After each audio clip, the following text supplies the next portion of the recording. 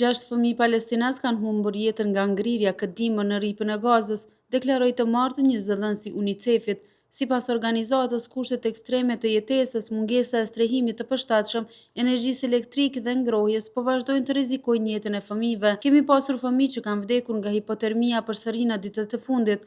Pra tani kemi shkuar te 6 fëmijë që vdiqën nga hipotermia vetëm këtë dimër, u tha James Elder gazetarëve në Gjenevë përmes një lidhje me video nga Gaza. Ai theksoi se shumë familje jetojnë ende në tenda ose ndërtesa të dëmtuara, pa izolim dhe pa mjete bazë për të mbrojtur nga të ftohtit. Elder gjithashtu shtoi se më shumë se 100 fëmijë janë vrarë që nga hyrja në fuqi e pushimit në tetor të vitit të kaluar. Kjo është afërsisht një vajzë ose një djalë i vrarë këtu çdo ditë gjatë pushimit, tha ai duke nënvizuar se situata e sigurisë mbetet e paqëndrueshme dhe se dhuna vazhdon të prek civilët. Sipas tij, jeta në Gaza mbetet mbytëse dhe mbijetesa mbetet e kushtëzuar për shkak të kufizimeve në ndihmë humanitare, mungesës së ushqimit, ujit të pijshëm dhe shërbimeve shëndetësore.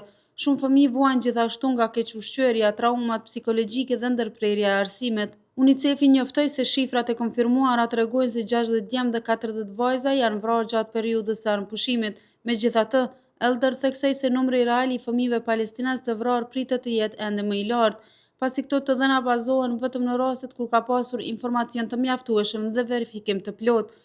Organizata u bën thirrje palëve të përfshira dhe komunitetit ndërkombëtar që të sigurojnë mbrojtjen e fëmijëve dhe akses të plotë për ndihmë humanitare.